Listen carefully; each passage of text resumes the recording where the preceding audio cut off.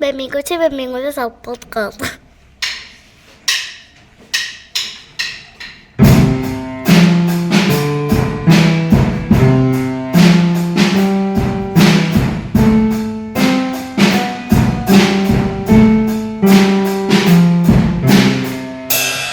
Quina educació volem? El podcast que dona a conèixer el treball continu per la qualitat de l'escola pública i la lluita per la seva defensa. Capítol 9, darrer de la primera temporada. Avui us presentem un polsim sobre la lluita de mestres, claustres, entitats i associacions de Mallorca en la seva lluita per l'ensenyament en català i per l'escola pública, a través de la veu de la Mònica Martín i de na Maite Esbert. En David fa la seva reflexió. L'Anna Jolong presenta el seu treball de formació i recerca a nivell internacional sobre lideratge educatiu. La Conchi Lobillo ens explica la feina que suposa el lideratge pedagògic i inclusiu d'un equip directiu. Acabem amb la reflexió d'en Xavi.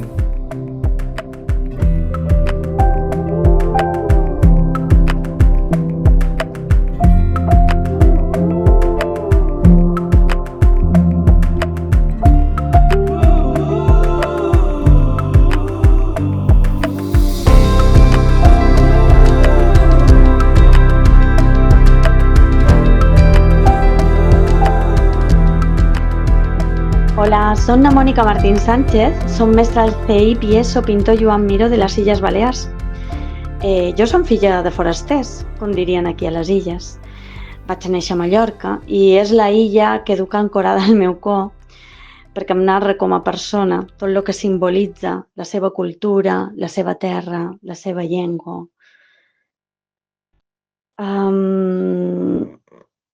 Al meu centre hem decidit alçar la veu i dir prou davant aquest acord que han fet entre el Partit Popular i Vox, perquè pensam que representa un retrocés social i educatiu que és gravíssim i que no podem deixar passar.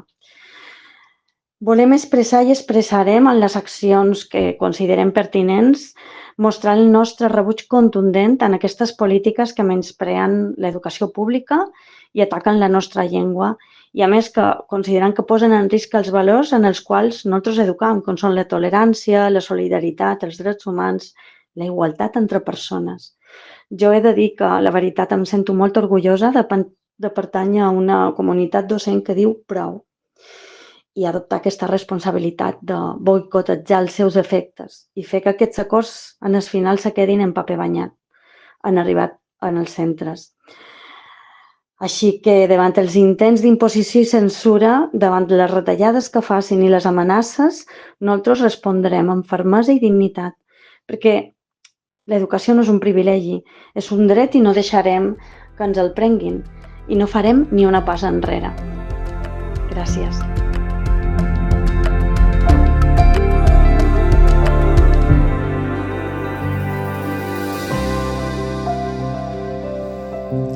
Bon dia, David. Som la Maite Esbert, mestra d'educació infantil i primària, jubilada ja fa molt de temps. Actualment som membre de l'associació Filosofia 318 a Mallorca. Quan me demanes sobre la situació que s'està vivint actualment a les illes, me surten molt d'adjectius, val? Però a nivell personal te diré que sobretot me resulta indignant. I me sembla indignant perquè me sembla un atemptat contra tot allò que hem vingut lluitant durant molt d'anys enrere. Durant molt d'anys. Hem lluitat per una escola pública de qualitat, amb tot el que això comporta. I hem lluitat per una escola pública en llengua catalana, que, com diu el manifest que se va llegir dilluns passat, és l'eix i l'eina de cohesió social. Però el que voldria jo fer avui és llegir-vos les línies d'adhesió que com a membres de l'Associació de Filosofia vàrem escriure per adherir-nos a tot aquest manifest contra aquell pacte de la vergonya entre PP i Vox. El nostre manifest, la nostra adhesió al manifest, diu així: Ens hem adherit contra el pacte de la vergonya PP i Vox. Com a associació que vol contribuir a la formació d'individus reflexius, amb esperit crític, considerats, amb capacitat per prendre decisions i futurs ciutadans capaços d'implicar-se en la millora de la democràcia, no podem quedar indiferents davant aquells acords, que són vergonyosos, indignants, que posen en risc la tolerància, la solidaritat, els drets humans i la igualtat entre les persones. Això és el que nosaltres pensam i lluitarem en tots els mitjans que tinguem a l'abast, solidaritzant-nos en totes les mestres que actualment estan en aquesta lluita. Des d'aquí, l'Associació de Filosofia 318 Mallorca, i una abraçada molt forta.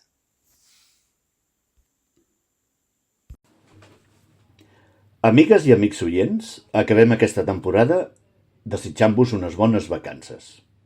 Segurament us han arribat notícies sobre com el govern balear del PP persisteix en crear un problema amb la llengua catalana allà on no n'hi havia. PP i Vox utilitzen l'expressió llibertat d'elecció per separar la població entre catalanoparlants i castellanoparlants. Comencen implantant un pla pilot en el que s'hi poden adherir els centres que ho vulguin. Tot amb aparença de democràcia i professionalitat. De moment, aquest pla només s'hi han adherit centres concertats. Els centres públics amb sindicats i altres entitats de les illes s'hi oposen. Aquest pla s'afegeix a diverses actuacions del Departament d'Educació que perjudiquen l'escola pública front la concertada. Tornem a la llibertat d'elecció. Diversos estudis comparatius mostren consens científic que els sistemes més equitatius no són els que permeten més elecció, sinó els que asseguren una oferta escolar pública, potent i equilibrada, com per exemple Finlàndia. El cas de Canadà és força aclaridor, ja que no és un sistema homogeni. En conjunt, Canadà manté una reputació d'equitat, però les províncies amb llibertat d'elecció més oberta, com per exemple Alberta, han mostrat tendències creixents de segregació, semblants als dels Estats Units d'Amèrica o als d'Austràlia. Al contrari, Quebec, Ontario i Nova Escòcia presenten alta cohesió social i baixa segregació gràcies a models basats en poca llibertat d'elecció individual i una potent i ben dotada escola pública. A Mallorca, una vegada més, mestres i escoles encapçalen la lluita en defensa de l'escola pública. Si et preguntes què és el que s'ha de defensar, et recomano que conversis amb mestres de ses illes i t'ho explicaran molt clar i català. Defensant l'escola pública, defensem la llengua, la cohesió social i la igualtat d'oportunitats per a tothom. Des d'aquí, tota la solidaritat amb mestres i centres de ses illes. Canviant de tema, estic impactat. El departament posa en pràctica un pla de digitalització que consisteix en desmantellar els sistemes tecnològics, també prohibir l'ús de pantalles i mòbils, encara que sigui per fer treball escolar. El proper curs començaran per educació infantil. La primera reflexió que em ve al cap és: des de quan un grup d'experts allunyats de les aules han de dir als professionals de l'ensenyament què s'ha de fer? El departament, utilitzant els fets consumats, nega als docents la possibilitat d'aportar la seva experiència documentada i reflexionada.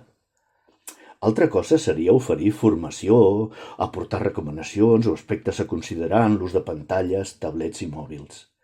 Però prendre aquestes decisions sense ni tan sols haver fomentat un debat entre els professionals sembla molt agosserat. Tenim un problema gros amb la tecnologia digital. De fet, aquest problema és recursiu. Només cal estudiar una mica la història del progrés tecnològic i el seu impacte en el comportament i el pensament dels humans. Tenim exemples diversos, com la revolució industrial, l'aparició del cotxe. Home, també tenim que a primers dels anys 80 el Departament d'Ensenyament va crear el PIE, justament per aculturar i formar mestres i professors en allò que en aquells temps s'anomenava informàtica i després noves tecnologies. Només se'ns acut la prohibició per fer-hi front? Treure les pantalles d'educació infantil vol dir que fins ara les professionals que les han utilitzat ho han fet tan irresponsablement que han contribuït a crear addiccions? Ben cert, és un problema complex. Jo sóc dels que pensen en educar en el bon ús i en la comprensió de les causes. Per cert, m'he dedicat a observar i preguntar a joves propers i m'han fet pensar molt. També he descobert que les seves decisions tenen criteris, els seus. I aquests criteris no sempre coincideixen amb els meus.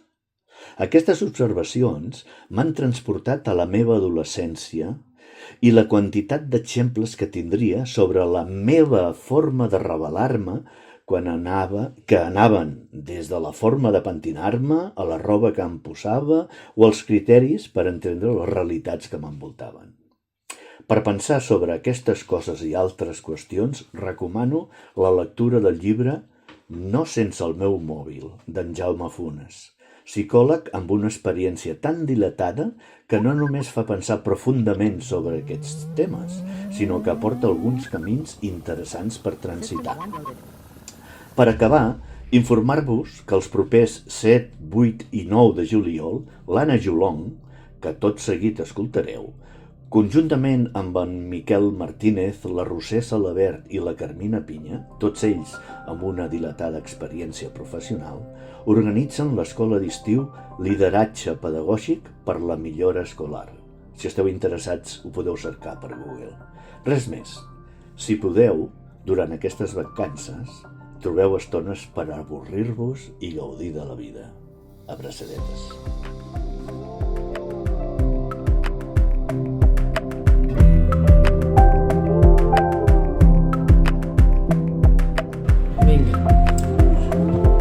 Bona tarda, Anna. Moltes gràcies per per voler fer aquesta entrevista. Moltes gràcies a tu per convidar-me a ser-hi. Som aquí a la seu del LID, Barcelona. Et presentes una mica abans? Sí, soc directora de LID Barcelona, Centre de Lideratge Educatiu. Soc doctora en Ciències de l'Educació per la Universitat de París 8 i també soc associada a la Universitat de Barcelona i a la Universitat de Londres, i a Londres amb el Centre de Lideratge Educatiu. Ostres, París 8, a mi em porta records del Morell, no? Oi que havia treballat allà? Bueno, és un referent, i ho segueix sent, l'Edgar Morin, sí. I Georges l'ha passat i vaig estar amb alguns dels millors. Sí. Molt bé. Escolta, ens expliques el que feu aquí a LID? Sí. Som fonamentalment un centre de formació en temes de lideratge educatiu. Som una organització sense ànim de lucre. El LID neix fa uns 4 anys. Fem formació per líders educatius, entenent el lideratge en termes amplis, aspirants a líders, líders a l'aula i direccions de centre, fonamentalment. I també estem obrint tota una línia més de recerca i incidència política. I estem preparant un màster, o sigui que en algun moment es podrà anunciar també el màster. M'interessa perquè hi ha diversos nivells pel que has dit això del lideratge. No? Has dit líders a l'aula. Bueno, perquè jo considero, i la literatura, i els experts i els acadèmics, que el lideratge està en els diferents nivells del sistema educatiu. Tenim el lideratge a nivell de sistema, el que seria un ministre, un conseller o consellera d'educació. Tenim líders intermitjos també a nivell de sistema. Les xarxes de docents poden ser xarxes que lideren i a més s'ha demostrat que en aquest nivell meso el lideratge és molt potent. I després tenim el lideratge de centre, en el nivell de centre, que seria un equip directiu, una direcció escolar, I després tenim els líders també intermitjos a dins del centre, no? Un coordinador d'un cicle, però també un líder d'un equip impulsor, no? O d'alguna iniciativa, i després tenim el mestre, que és el gran líder. El mestre és el líder principal. Clar, a l'aula. M'imagino que no enteneu el líder com el Superman, no? No, precisament no. Està molt... No, i a més, ara, per exemple, acaba de sortir, hi ha un informe de la UNESCO, que si Déu vol el presentarem el mes de setembre aquí a Catalunya, n'hem fet la traducció, un informe sobre el lideratge educatiu, posant la importància del lideratge en l'agenda política.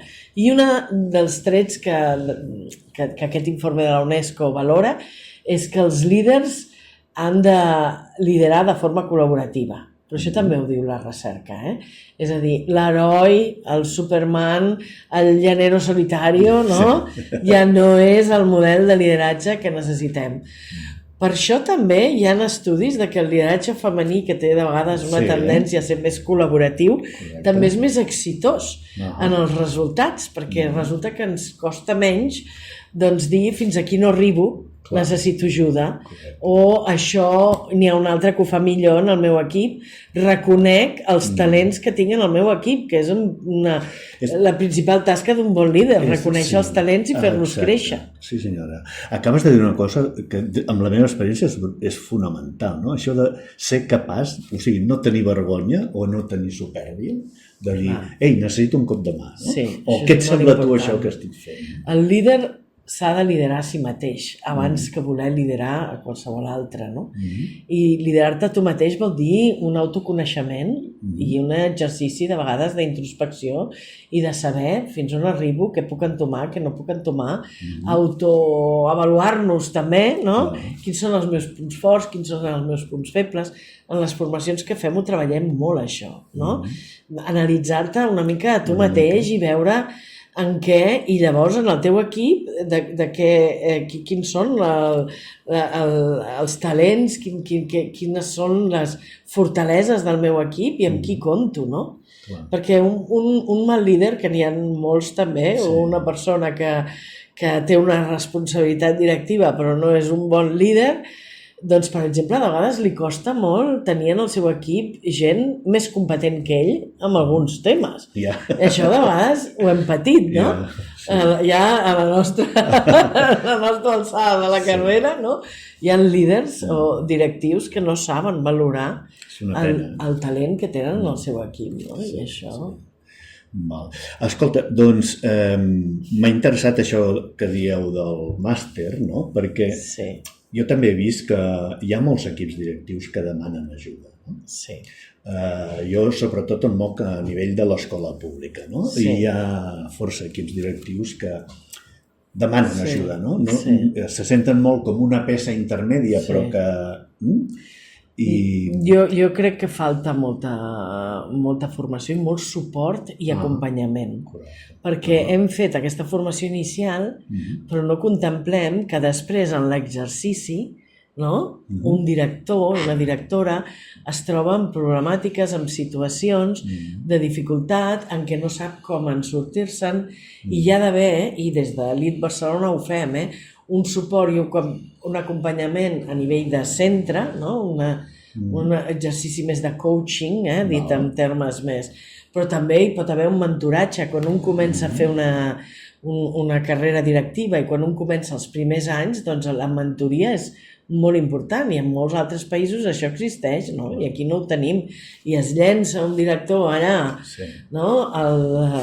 a l'exercici però sense de vegades aquest acompanyament i el desenvolupament professional al llarg de la carrera, saber que hi ha formacions i també sabem que hi ha moltes formacions que no són el millor, el curs, el curset que vaig, que torno i que no ha canviat res, sinó que de vegades en el mateix centre o de vegades formacions en l'aspecte més important i més valuós és com ells s'acompanyen entre ells.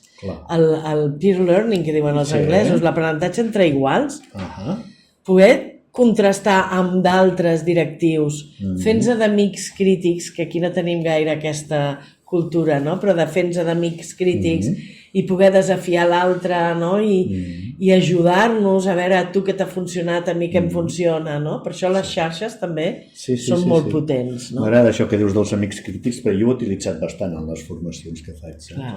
M'has fet pensar en un autor, el Fritjof Capra, que fa anys, ja ha tret diversos llibres, un d'ells era Les conexiones ocultes, no? I feia formació per directius d'empreses, no? I parlaven que quan hi ha innovació, a més de tot això de la direcció distribuïda i tal, quan hi ha una innovació, el que cal posar tots els esforços i el foc és en el moment, en el punt aquell de la cadena on s'està fent la innovació. Clar. M'has fet pensar, no? Si mirem el sistema educatiu, ostres, un dels punts és l'equip directiu. L'altre seria l'equip educatiu i l'altre seria el mestre dins l'aula, no? Vosaltres aporteu, pel que has dit, aporteu experiència sobre això. Clar, nosaltres treballem molt, el tema de la innovació educativa, que malauradament en aquest país s'està menystenint. És com que no podem parlar d'innovació en aquests moments. Sí, sembla que hagi sigut una paraula gastada. Sí, sembla que hagi sigut una paraula gastada i és molt important. I a mi m'agrada molt un concepte que fan servir molt els col·legues britànics de Londres, que és primer investigar i després innovar.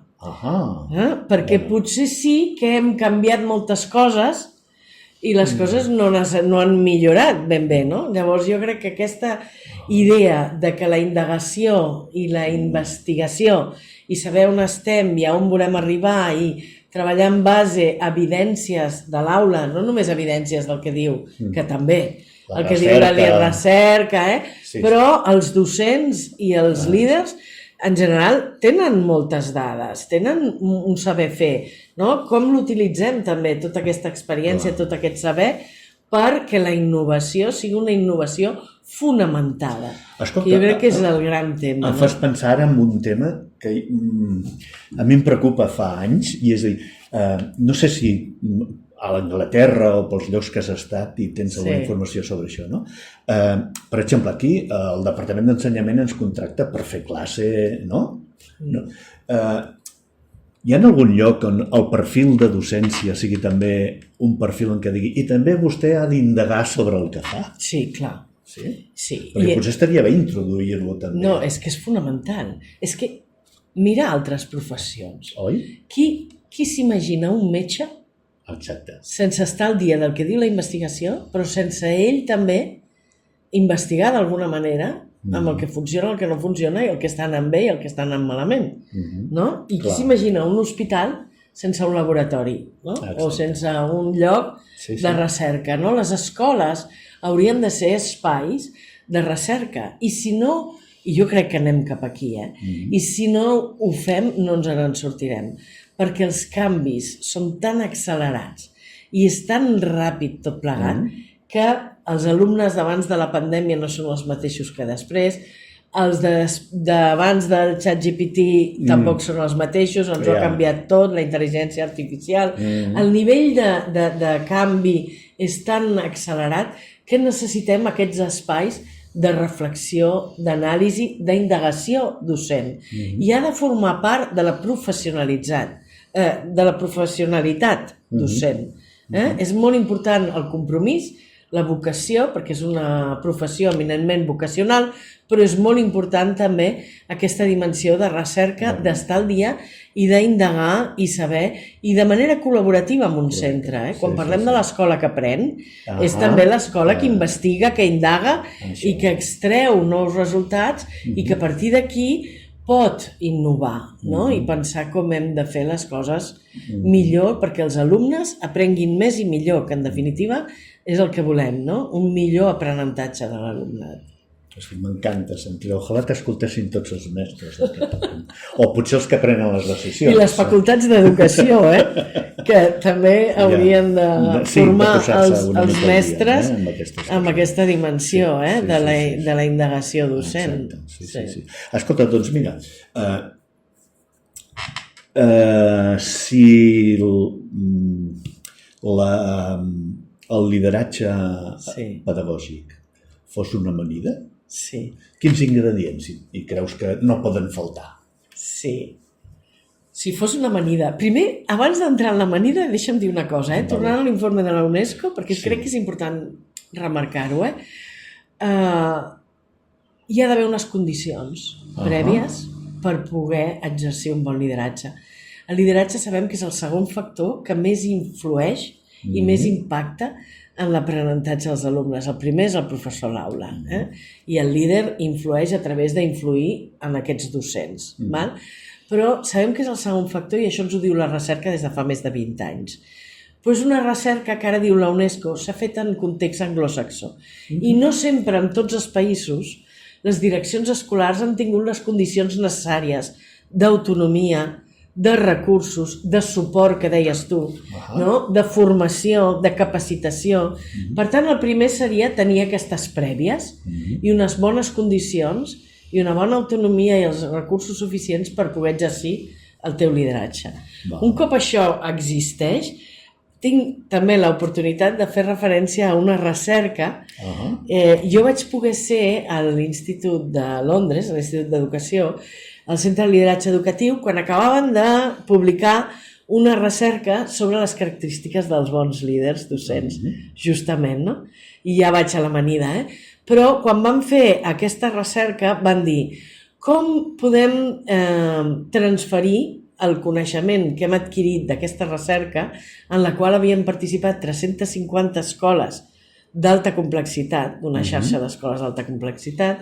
Diu, com podem transferir? Farem un material que nosaltres utilitzem a les formacions, farem un material, farem unes fitxes i que els docents i els líders i els directius puguin utilitzar els resultats de la recerca per analitzar la seva experiència, la seva pràctica i per contrastar la seva experiència amb el que diu la recerca.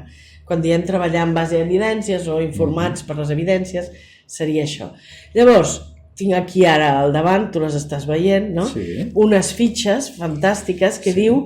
A més senzilletes i fàcils de llegir. Sí, fàcils de llegir. Els bons líders docents, no? I ens diuen que hi ha 7 característiques, no? I això és en base a una recerca de l'Institut d'Educació. Són catalitzadors del canvi, per tant, generen i impulsen el canvi. Tenen visió, propòsit i objectius. Tenir visió és fonamental, si no, no sabem cap a on anem, no? La direcció, la visió.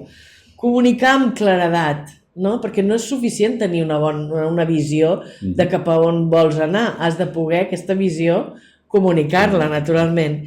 Utilitza la investigació i l'evidència escolar, el que dèiem ara fa un moment, no? Per tant, és un lideratge fonamentat, no? Amb el que ens diu el coneixement de la realitat, que és l'evidència. Faciliten el desenvolupament professional continu del seu equip, i a més sabem que aquest és un dels factors que més influeix. Segons la Vivian Robinson, és el que més... Que tu ajudis a créixer el teu equip, perquè si el primer que impacta amb l'alumne és el mestre, doncs un bon líder dona oportunitats de creixement i de desenvolupament professional al seu equip.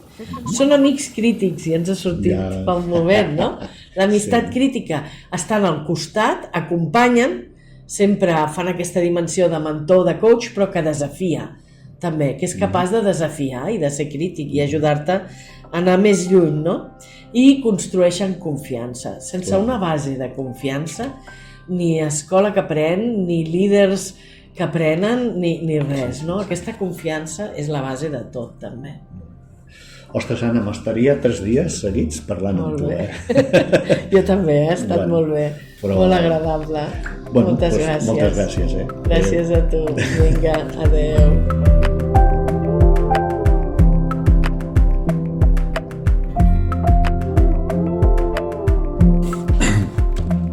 Molt bon dia, Conchi. Escolta, i moltes gràcies per acceptar aquesta entrevista. A tu per convidar-me. Et presentes una mica perquè els oients et situïn? Doncs soc Conchi Lobillo, soc mestra d'Educació Espacial i d'Audició i Llenguatge i actualment soc cap d'estudis de l'Escola Sant Muntada. Bueno, i t'encanta les ciències, també, no? Pel que sé. Sí. Les ciències m'agrada molt, a l'escola tinc l'espai per poder-me dedicar i fer atenció directa amb els alumnes i és un aprenentatge continu. Sempre tens ganes d'aprendre més i de saber més per poder-ho treballar millor. Ja. Escolta'm, mira, jo sé que vosaltres sou un equipasso directiu, que esteu fent molt bona feina i a vegades heu de desfacer entuertos per poder mantenir, no?, aquest projecte educatiu tan xulo que teniu. Ens pots explicar una mica quin tipus de problemes teniu i com els mireu de solventar?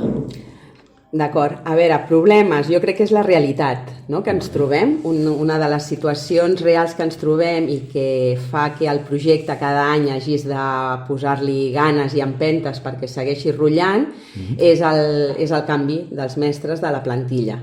És algo continu, hem tingut poca estabilitat. Sí que és veritat que ara fa un parell d'anys podem dir que la plantilla es manté, però el projecte depèn de que les persones que es tinguin a l'escola coneguin molt bé en què es fonamenta, quines són les bases pedagògiques, quines eines d'avaluació utilitzem, com les utilitzem, com es porten a terme a l'aula, com fem el seguiment continu dels alumnes, i això és conèixer el projecte.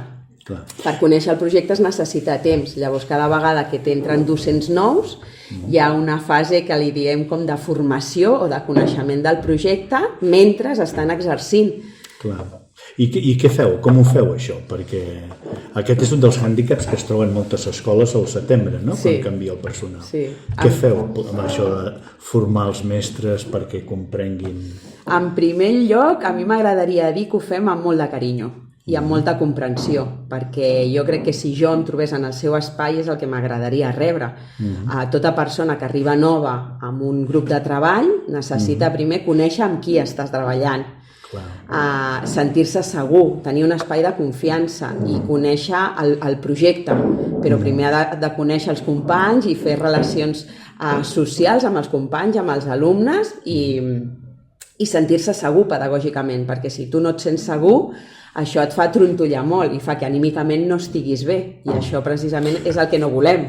Però us heu trobat alguna vegada que un, per sentir-se segur, les seves pràctiques d'aula siguin molt diferents al que vosaltres teniu en el projecte educatiu? Més que diferents, és que potser no estan avasats a aquesta manera de treballar com més globalitzada, més competencial, projectes de llarga durada, fer que tu mateix hagis de crear els teus materials a mesura que el projecte va evolucionant, tenir moltes eines curriculars de seguiment d'objectius del projecte, perquè tu mateix has d'anar veient la consecució, has de conèixer el grup, saber on estan, on vols arribar. Llavors, potser, anteriorment, no havien treballat d'aquesta manera, diguem-li, més autònoma, i llavors, clar, es senten insegurs perquè no havien utilitzat aquestes eines més curriculars de forma autònoma, de crear ells mateixos els materials, no havien fet projectes de llarga durada on diferents àrees s'anessin trobant perquè fos un projecte interdisciplinar, i llavors t'has de sentir segur, i per sentir-se segur has de tenir un acompanyament. Vale, ja els tenim ben relacionats, segurs, no? I què més feu? Què més fem? Doncs fem moltes trobades pedagògiques. Trobades pedagògiques en el si del claustre amb diferents companys. Amb diferents companys vull dir que podem fer reunions amb els companys de cicle, podem fer reunions intercicles, podem fer reunions intercicles amb especialistes, perquè hi hagi una visió diversificada de com actuar en l'aula, en el projecte o en diferents activitats. I després també fem seguiments concrets sobre el projecte, de temes, per exemple, de mira, estic fent la xarxa del projecte i no me'n surto en relacionar les activitats o en saber quin tipus d'activitat estic actuant. Doncs escolta, fem una trobada i en parlem, no? I fem una trobada en petit grup, amb mi, amb la Patrícia, la directora, o amb la paral·lela, que si té confiança i tenen seguretat, doncs també fer-ho, no? I això ha de ser algo planificat, però també en el moment que es necessiti, perquè igual hi ha una reunió planificada d'aquí a una setmana, però aquella persona necessiti que li resolguis en el moment, no? O perquè s'ha trobat en una situació, en una activitat que no li ha acabat de sortir. Llavors també has de tenir aquesta flexibilitat perquè se sentin acompanyats sempre amb la millor de les atencions i sabent que no tot sempre és possible com a tu t'agradaria, perquè el dia a dia Hi ha molts imprevistos, hi ha moltes situacions i potser hi ha vegades que no pots actuar de la manera més ràpida que t'agradaria, però sempre i quan puguis, no? I la intenció sempre hi és. Per tant, jo el que entenc és que a les reunions de cicle o aquestes de claustre potser no esteu tot el claustre i sempre hi ha algú de l'equip directiu i la vostra actitud entenc que no és fiscalitzadora, sinó que és de col·laborar i ajudar, en tot cas, a partir de demandes, no? Que els companys... A vegades es pot fer estrany entendre que això sigui una cosa normal i suau, no obligada, que la gent no se senti fiscalitzada, però ho feu així, és així amb vosaltres. Sí, nosaltres el que intentem és, o sigui, quan es fan aquestes reunions pedagògiques, aquestes trobades pedagògiques, que és com funcionem de forma habitual, primer hi ha una planificació d'aquestes reunions, hi ha un motiu del per què tu fas aquesta reunió i això sí que depèn doncs, de l'equip directiu que coneixem el projecte i que planifiquem una mica, doncs, per exemple, a l'inici realitzar les xarxes dels projectes, veure l'històric de projectes que han fet els alumnes i llavors a partir d'aquest històric dels nostres interessos, dels interessos dels alumnes i del currículum ens asseiem i vinga, anem a construir el projecte. Llavors en aquestes reunions inicials hi ha persones que potser no han treballat d'aquesta manera, llavors és molt important sentir la companyia i el coneixement de les persones amb les que estàs treballant, perquè tu també puguis formar part d'aquest coneixement. Perquè una cosa que és molt important és que les paraules tenen significat, però aquest significat de vegades no és compartit. Jo puc dir la paraula projecte i tu la pots entendre d'una manera i jo d'una altra, sabem que no és el cas, però la paraula projecte la poden utilitzar moltes persones i potser el significat profund de com ho entenem, aquesta manera de treballar, no és el mateix. Llavors, en aquestes reunions, quan utilitzem vocabulari, avaluació competencial, carpeta d'aprenentatge, tipus d'activitats del cicle d'aprenentatge, això és una activitat d'estructuració, doncs hem de parlar molt sobre aquest vocabulari perquè el coneixement que tothom tingui sigui profund i sigui compartit. Llavors, clar, hi ha d'haver-hi unes preparacions d'aquestes trobades, una execució de les trobades amb un motiu pedagògic i que són trobades interdisciplinars, com et deia, perquè tothom pugui participar en aquesta elaboració i tothom pugui donar la seva visió d'aquest vocabulari, d'aquests coneixements, d'aquesta manera de fer. I perquè mica en mica les persones que es van introduint en el projecte vagin veient quina és l'estructura principal de l'escola. Recordo un mestre que el vaig conèixer i que era monitor de parapent, de vol en parapent, perquè vaig anar a volar amb ell i tot. Sí, el Jordi. Sí, que a mi em va agradar una cosa que vau fer, no? No sé quin projecte estàveu fent i li vau dir, home, si tu ets expert en volar, deus de conèixer moltes coses sobre l'aire i tal, per tant, comparteix amb els alumnes el que tu aprens, no? El que tu saps. Vull dir, això ho practiqueu força? Utilitzar les fortaleses?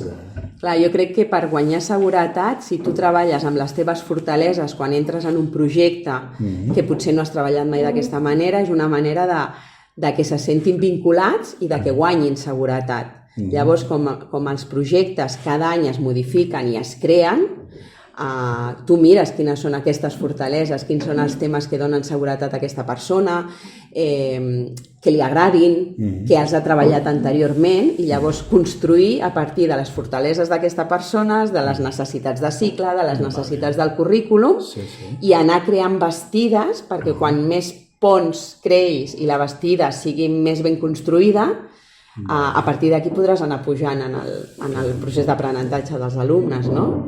Llavors és molt important conèixer qui arriba a l'escola i què t'agrada, què no t'agrada, amb què et sents més segur, com has treballat abans, no? Perquè també senti que totes les persones poden aportar coses. Vale. I, escolta'm, aquesta manera de treballar, em podries dir, no sé, et diré 3 amenaces que tu veixis, no? Situacions, coses, 3 coses que amenacin o que us posin les coses complicades per poder funcionar d'aquesta manera? I tant. A veure, jo una amenaça que veig és això, és aquest moviment del claustre que et dona poca seguretat i sempre estàs en aquest moment d'incertesa. Clar, nosaltres som funcionaris, sabem, no? I sabem les cartes que tenim i com es gestiona el funcionariat. Però, clar, això et crea inestabilitat, perquè nosaltres sempre diem que les persones que tenim a l'escola o entre tots ens anem formant, anem millorant, però que quan aquestes peces es mouen i manquen i entren peces noves, has de tornar a revertir i a tornar a formar i a tornar que la gent guanyi seguretat, conèixer fortaleses. Llavors això fa que facis passets endavant, algun enrere, més passets endavant, algun enrere, no? I l'altre tema és que nosaltres com a equip directiu hem de tenir molta fortalesa o saber que això passarà. I no per això enfonsar-nos o viure de pensaments negatius, no? Dir, ostres, no? O amb la queixa, perquè dius, és que el que hi ha és això, i això ja ho sabem. I llavors ens hem d'enfortir cada any de dir, vale, doncs vinga, endavant, tirem endavant, sabem com ho hem de fer, no ens cansem i tornem-hi. I tornem-hi un any, i tornem-hi un altre, perquè hem de conviure amb això. Això ho teniu molt clar, perquè avui he vist per allà i m'heu regalat una gorra que posa sa muntada resilient, no? Sí. Vull dir que imagino que teniu experiència amb aquestes coses. I l'altre tema és, pot semblar una cosa com molt tecnològica, no? Molt dir, nosaltres tenim la nostra programació, tenim el nostre projecte educatiu, per tant, aquestes relacions humanes que has parlat al principi i aquesta seguretat que li voleu transmetre als companys de feina, pot ser una cosa així com una prescripció mèdica? Una prescripció mèdica en el sentit de necessitat? Bueno, últimament sento parlar de pedagogia com si fossin coses tècniques, no? Com si tinguessis un mètode que jo resol els problemes. Per tant, si vostè té febre, jo li recepto uns antibiòtics i segurament que es curarà després de 8 setmanes o les que siguin, no? Va així, això, del vostre equip? No. Nosaltres crec que el que intentem és treballar sobre evidències de millora dels processos d'aprenentatge dels alumnes, tenint en compte tota la diversitat, que és la realitat de tots els grups, de totes les escoles. Llavors, nosaltres tenim una manera d'entendre l'educació a nivell competencial i globalitzat, perquè és com funcionen els cervells, o sigui, ens basem en uns motius teòrics, no?, que les neurones s'interrelacionen coneixements que tenen un significat, un sentit, no? Nosaltres guardem informació perquè sabem que aquella informació és important per nosaltres, no perquè sigui informació memorística, no? Llavors, els aprenentatges intentem que tinguin aquesta base interrelacionada entre ells. Llavors, això és una recepta? No. Això és, nosaltres els projectes els fem, les eines d'avaluació, la carpeta d'aprenentatge, a mesura que veiem que allò està funcionant i dona bons resultats pedagògics. En el moment que veiem que hi ha un estancament, que no està donant els resultats que a nosaltres ens agradaria, busquem proves objectives que ens confirmin això que nosaltres estem detectant. I a partir d'aquestes proves objectives, que poden ser activitats fetes pels alumnes, gravacions, expressions orals, no? I dius, ui, aquí hi ha coses que em grinyolen i tal, donem-li una volta i mirem com ho estem fent i modifiquem. O sigui, a mi no m'agrada pensar en el que dius, no?, de prescripció, perquè això és com de tota la vida, no? Sempre s'ha fet així. No, es fa així i sempre es modifica quan hi hagi necessitat de modificació, però amb un criteri, amb un motiu. I llavors tornem a avaluar aquesta modificació, mirem si està funcionant. I jo te preguntava respecte als companys que arriben nous, respecte al projecte educatiu. També ho feu d'aquesta manera, per exemple, no? Quan m'explicaves que fèieu reunions de seguiment, no? Clar, els companys que arriben nous, jo crec que el millor ingredient que tenen per veure que aquesta manera de treballar ens dona bons resultats és veure com es comporten el grup amb el que estan. Veure com interrelacionen aprenentatges, veure com els textos escrits, no? Doncs fem una recollida a inici de curs i a final de curs. Veure com hi ha progressos i també veure que si hi ha idees, propostes de maneres de fer que han funcionat, que poden revertir potser problemàtiques amb les que ens hem trobat, doncs totes les idees són benvingudes. No? Sempre i quan hi hagi un motiu pedagògic, una evidència de que allò ens dona uns resultats, doncs incorporem canvis. però incorporem canvis acompanyats i que estiguin dintre de tota aquesta xarxa de treball amb el claustre. I la gent com s'ho pren? La gent s'ho pren bé. També t'he de dir que és un treball gratificador, però estressant. No? Jo crec que jo gaudeixo molt amb la meva feina, però també sé que he de dedicar-li moltes hores de treball a la meva feina, però que després el fruit que reculls compensa. No? I jo crec que el retorn de gent de pràctiques que hem tingut, de mestres que han vingut a fer substitucions o que potser no poden seguir, marxen contents, mengen feliços, i això que han treballat molt i li han dedicat molt de temps, no? Però estan agraïts i feliços del tracte que han rebut dintre de l'escola, amb els alumnes, amb els resultats obtinguts, amb el seguiment que s'ha fet dels nanos, i llavors jo crec que això és també una avaluació molt positiva, no? De cara al projecte i de cara al com intentem integrar tothom a l'escola. Que bonic, Ostres, xerraria més estona amb tu d'aquestes coses, però hem de limitar perquè el podcast té un temps. Moltes gràcies. Gràcies a tu, David. Moltes gràcies.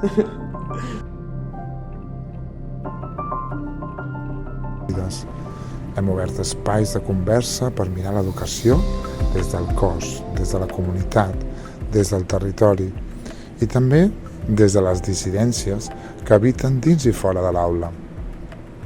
Ara que ens acostem al final d'aquest camí, sento la necessitat de posar veu al que m'atravessa. Així doncs, dir-vos que l'educació és política, és ecològica i és relacional. Necessitem lideratges compartits, que no controlin, sinó que escoltin, que no imposin, sinó que acullin, que no vulguin tenir raó, sinó cuidin els processos, perquè sostenir un projecte educatiu avui és en molts casos resistir des de la tendresa, des de la trama invisible que ho aguanta tot. I aquí penso en totes les persones que fan possible que una escola com la que estic jo, la Muntada, es mantingui viva, no només per les metodologies, sinó per la mirada profunda cap a la vida, cap als vincles, cap a la natura, cap a les persones petites com a subjectes plens, no que hem d'omplir. Això no es pot programar en cap currículum. Això es cultiva, és cultura. A través de l'artivisme, jo mateixa, també em pregunto com podem seguir construint espais on créixer sigui un acte col·lectiu, on la diversitat no es toleri, sinó que es celebri, on educar sigui una forma de resistència, amorosa i radical. Gràcies per ser part d'aquest camí. Seguim semblant amb veu, amb art i amb cos.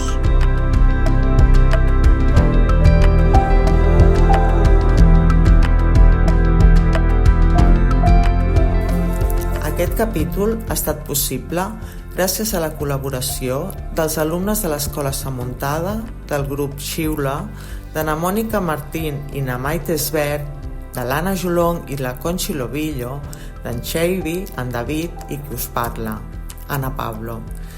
I ja saps, si t'agrada, clica i comparteix. Fem córrer i engrandim la taca d'oli. Moltes gràcies i fins al setembre.